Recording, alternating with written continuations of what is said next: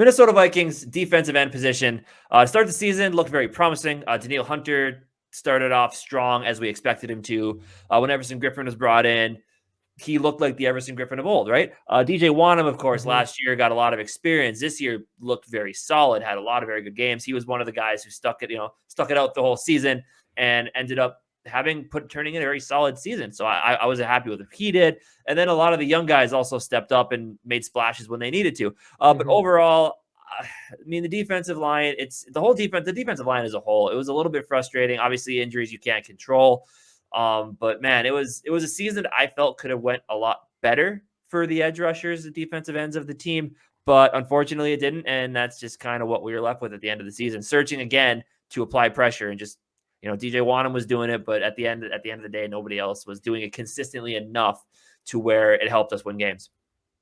Yeah, I agree. Going into that season, we were all hyped. It was just nice to have Danielle Hunter coming back. And I honestly would have to say that once he went down, I always will have hope, but I kind of lost a decent chunk of hope of not making the playoffs, but even going far into the playoffs, because I just felt like Danielle Hunter's such a big part of our team that without him, if we would have made playoffs, it would have just been like, we'll make playoffs, but we don't have Danielle Hunter. Right. Like, I mean, look at some of these big splashes, especially D linemen in the playoffs. They just are huge. Like Aaron Donald finished that play. I mean, he's basically a defensive end at the D-tackle size defensive end. Yep. So that was a huge hit. And I knew once he went down, our rushing ability was going to go down immensely. We did get a little bit from the D tackles, and in our next video, we're going to go into the D tackles and stuff. And we got some pressure there, but like you said, we had Griffin, who did come back and play very well for us, and that was awesome. And then, we know what happened with him and everything, which is unfortunate. And hopefully all that stuff's going well. And then it came down to one was like the last defensive line in our thing. And even him, like in the beginning of the season, I had a lot of hope, actually. I liked him a lot. And coming in this season, I expected a big jump from him and was hoping to see kind of like maybe potentially Pro Bowl potential there. But in the beginning of the season, he started off pretty slow. And actually, I'll go deeper into the video, but eventually he would turn it up further along in the season. And I have the stats for that. But overall, it was just kind of disappointment. And we didn't have it just with Danielle Hunter's injury, our whole defense just lost a big, huge chunk of pressure on the quarterback. And that's just going to hurt every time. For sure. And Danielle Hunter, he's, like you said, straight up stud for the team. And sucks. 2 years in a row losing him last year before the season, this year during it when he started off hot. Unfortunate and another typical Vikings thing to happen. So, and we'll kind of go more into him and his current situation with us as we go through this video. But before we move on here, I do want to thanks everybody for watching this GG Sport podcast of the Minnesota Vikings, where we endure heartbreak but always bleed purple. Please subscribe and hit that bell, get notifications to watch more of our videos. We work hard and keep trying to make this thing better. So for sure, we appreciate it, guys. Yeah. So let's jump right into those statistics for your Minnesota Vikings defensive ends. Here you got Danielle Hunter, played one game short of played about a little under half the season. 38 tackles, 6 sacks. Started off strong. So, I mean, you think you double that, maybe add a couple. He could have easily had a 14 sack year. 10 quarterback hits and that 80.8 PFF grade, which is huge, especially for a guy that only played, less than half the games of the season. So again, solid, promising start, and just injuries took that away from us. Basically. Yeah, I know. It's really confusing. Just we need him so bad, I feel like, but man, those injuries are killer. No. But I think, I don't know, man. I'm gonna have to say, like, I think I don't think he's just injury prone. I think it's kind of more unlucky than anything. Yeah. So, and the big thing is it's been multiple injuries too. Like it hasn't been like the same thing. Like if it would have been the neck again, then you might be maybe a little more cause for concern. But the fact that this time it was a bicep, it's different. It's different things every time. So I mean, it's which again adds that injury prone tag, but I agree with you. I don't think that's necessarily the case. Yeah. But yeah, he's so important to this team. What a great start of the season. 80.8. That's insane PFF grade, honestly. And what are you thinking for grades? I almost want to go with inconclusive because, he started out strong. If he played that way all year long, you'd give him an A. But Yeah. I'm going to go with inconclusive because I don't really know what to think. Honestly, like I know that's not really, not a fun grading system, but I Right. don't know how you can give him a conclusive grade. I'm going to give him his A. I think, 8 games. Those 8 games were easily A, and I know a lot of the other injured guys, we've kind of given them a little bit lower of a grade, like a B plus or something like that, just because the injury prone is a thing. But man, when he plays, it's just such a big thing for our team. So I'll give him an A. I would say he could have had an A plus if he would have continued to be healthy. I could Yeah. even give him an A minus. Maybe I'll give him an A minus. That's what I'll do. You can't be injured all the time, man. Right, exactly. So let's talk about Danielle Hunter a little bit here quick, because obviously, Okay. Stud defensive end. Great.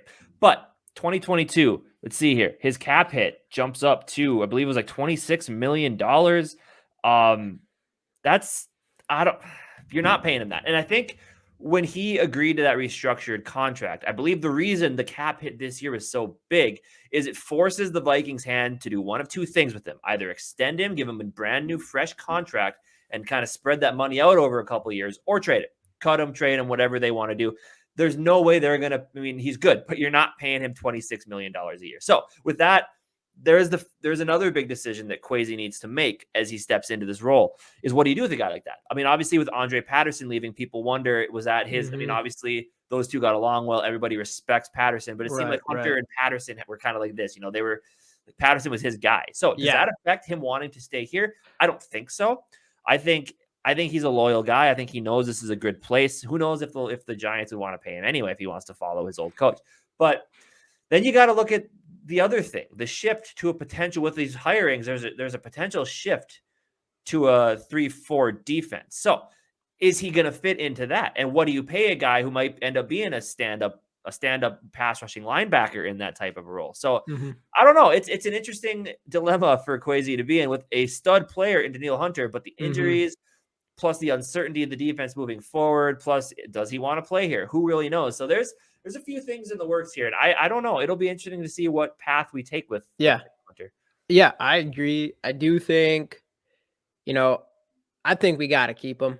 The injury thing kind of sucks, but you're never going to find a guy with this kind of talent anywhere. You'll be lucky to find one as a first overall pick in the NFL draft. You'll be lucky to find it anywhere. We're not going to replace him for sure. I do if it's up to him, I don't think Andre Patterson leaving would be like a huge reason why he wouldn't. I think if we still had Andre Patterson, I do think there might be a little bit better chance that that would just make things a little bit better for him, I think. But it's hard. I think obviously, like what was that number you said? $26 million? $26 million. That's insane. We'd have to sign him to a long-term extension, but I would be willing to do it. I know the injury thing, that thing sucks, but you just can't find that talent anywhere else. And I think him standing up in that fourth linebacker spot, I think he will be able to be a beast right there. This guy's an athletic freak, if not one of the most athletic freak guys in the entire NFL, with the skill level to match it. So yeah, it'd be interesting. And plus, there is still a hand in the dirt pass rusher in that 3-4 set too, so we could be part of that. Who really knows? But that's a big decision to make. So it's basically either extend him or cut/trade him. But who really knows? So we'll see. That's a big thing. That's a big thing to go with there. Probably so the second biggest behind Kirk Cousins, I'd say. For sure. And who knows? The Kirk Cousins thing could affect Danielle Hunter in the future as well. So right. Moving on. Everson Griffin. Danielle Hunter over Kirk Cousins. Oh boy, you're gonna cause a whole thing there. In 9 games for the Minnesota Vikings, because he didn't start with the team right away, right? Didn't we pick him up after the first? Yeah, it was actually crazy because there was rumors all the way up until right before the season started. Until and then speaking of Kirk Cousins, Then speaking of Kirk Cousins, the Kirk Cousins' ass thank you tweet Yeah. came out, and that threw it. I know you had to go apologize to Kirk Cousins. Like, Yeah, he Mike did. Zimmer doesn't even like him. Yeah, but man, whatever. But anyway, in the 9 games he played in, 15 tackles, 5 sacks, which showed us he didn't lose a step there at all. Right. 10 quarterback hits, forced the fumble, 63.7 PFF grade. Obviously, as we kind of alluded to here, season was cut short due Mhm. to his mental health issues popping up again. And he says he wants to come back and keep playing. He says he's doing a lot better now, which is great.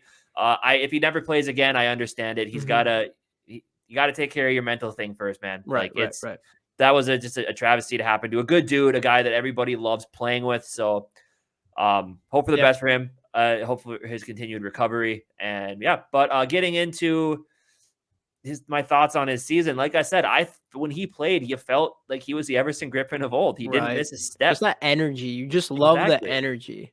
Yeah, and getting to the quarterback was not a problem. So Right. I was very happy with the way he played throughout those games. I was pumped. I thought he Yeah, played very, very well. me too. I would easily welcome him back with open arms next year. I mean, just man, the energy alone it's crazy. It's just like our whole defense just it feels like he can just him being on there just ramps it up a little bit. Mhm. Um and 5 sacks in 9 games is like what? So that's about half the games. I mean, that could have been a 10 sack season Yeah, at least or whatever.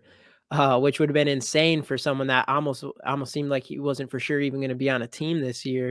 right. To come in and he just loves to be a Viking. Yeah, And it shows a lot of our even though it's kind of crazy because we have the whole Zimmer Spielman thing that was going on, but man, there's a lot of players, especially on defense, that seem to want to come back and play for us. right. Him, Richardson, Mackenzie Alexander. Wait, yeah, yes, Mackenzie Alexander, and so that's always an interesting thing to see. But Right. So again, yeah, again, good season. I'm gonna toss him it's at an A. Just I know I just gave Danielle Hunter. I didn't give him incomplete. credit for not finishing his season, but I've always been an Everson Griffin guy. I'm too cheap to buy a jersey, but I've always wanted to get Everson Griffin's jersey. I love the energy he brings to the Yeah, team. I'm gonna give him an A for what he played in. I mean, right. obviously other circumstances, but when he was on the field, for a guy his age who, kind of looked like his career was on a downturn, kind of going towards the end of it, I thought he played very, very well in that fill-in role. Yeah, based on expectations, you're absolutely right. I think he far exceeded it, but I'm gonna have to go with B. I'm gonna come from the angle of just comparing him to other other players at that same position, but I'll give him a B. Okay. Very fair grading for Everson Griffin. So again, figure out your stuff, man. If you want to get back on the field, we'd love that. We'd love to have you back in Minnesota. If not, Hell you yeah, got we to take would. care of yourself first. So moving on to probably one of the I love bigger this picture. right? Well, like a bigger surprise. I mean, a surprise guy, kind of. I mean, DJ Wanham played every game, 47 tackles, 8 sacks for a guy who a lot of people didn't have a ton of high hopes for.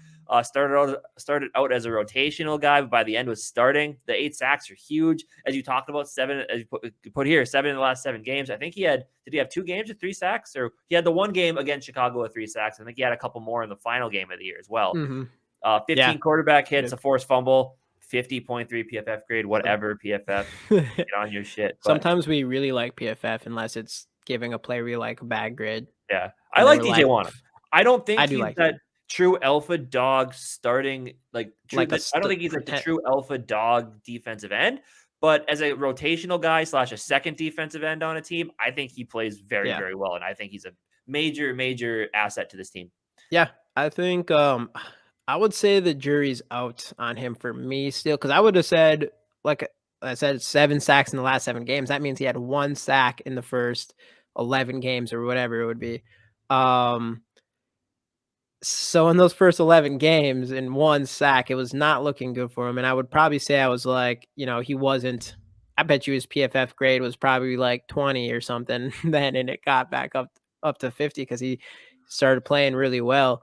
And seeing him, all the sacks he was getting at the end of the year, I would say, if he keeps that going, he goes in this offseason and works really hard, maybe he'll take that momentum into next season, and maybe he could turn the corner there. Yeah, So I'm not gonna say I don't for sure think he can be like that like a star defensive end, but we'll see. We also have a new offensive line coach with line. Andre Patterson. That's why I was really upset that Andre Patterson's gone, because Right. I just think he's just he's a defensive line grooming guru. And like what he's done with Everson Griffin and Danielle Hunter is insane. Yeah. So without having him, maybe he won't reach that kind of potential, but who knows? And I guess now that you mention it, the caveat is on a few of those sacks against the Bears, it was some questionable quarterback decision making. So he might have been helped by inexperienced quarterback playing Andy Dalton with some of those sacks. I don't really know. But grading wise, as you said, I mean, he was supposed to take a bigger part in this defense. I think a B- is fair for DJ Wanham. I thought he, like, those last few games kind of ups his grade a little bit, I think. But I think he has a chance. Again, it's only his second year. So I think 8 sacks is really good. It is. And that's what people look at when they sign contracts. So right. I think a B- is fair. I think he has a chance to become a B+ player. That might be his ceiling. I don't know. I think he's just going to be kind of a future rotational guy, maybe a low end starter, but I like him. I thought he played well. I think he's a good asset on the team. B- for me, fair grade. I'm going to go with B- as well. I was thinking between C+ and B-. Like you said, like, it'll be interesting. Do we want him to be that guy who's our starting defensive end? I don't know if he's there yet. I think he's going to have some sort of competition next year, and maybe if he wins that out, he'll end up being, well, it'll be interesting. It depends if we have Danielle Hunter or not, but right. If he wins that out, it'll be really interesting to see how well he plays next year, and who knows what the conversation will be a year from now on this same video. Exactly. Yep. Just to end the video here, I want to talk about a couple other guys who weren't mentioned on these slides here. Kenny Wilkins, Michigan State product, 7th round pick, second year. I thought he played really, really well. He was on IR all year last year, but this season he came in, and when he was on the field, he showed flashes. I think he's going to be definitely did. I think he's going to be one of those guys who's a good attitude. He works hard, and you're starting to see the production. So I think with some continued experience and coaching, I think he has the potential to be. I don't know if he'll ever be a starter, but I think he has potential to be a high rotational piece along his defensive line. Yeah. They also have the 2 rookies we drafted this year in Patrick Jones III, who's a 3rd round pick out of Pittsburgh, and then Janarius Robinson, who is a later round pick out of Florida State. Those 2 guys also have a ton of potential. Again, they just got to be coached up, and it's on them to kind of figure out what direction they want to take their career. So I think those are 2 very exciting guys. Plus, there will be some draftees / free agents that come in at that position. Right. So, but the big thing is, as we talked about, what do you do with Danielle Hunter? And from there, you kind of start to fill in the rest of the pieces. Yeah. I just want to say, Janarius Robinson's an interesting one. He has a lot of athleticism and stuff like that. So it'll be interesting to see who he turns into. What's that? He was hurt all year too, so we didn't get to see much from him. Right. We didn't get to see him at all.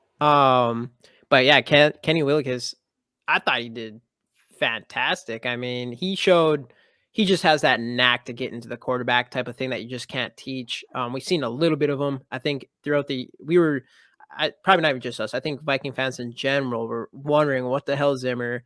Why is he not on the field when we have no Hunter or Everson Griffin? It took all the way till the last couple games before he finally started getting playing time again. He was kind of up and down the practice squad. It's like he's like probably been our most impressive defensive end when he's on the field, honestly, even though he's so young and maybe not nearly as much experience as some of these guys, but it's awesome. And that's another concern. I mean, I'm going to be a Andre Patterson pessimist for right now, because I think that's another thing. Is he a big reason why Kenny Wilkins is that?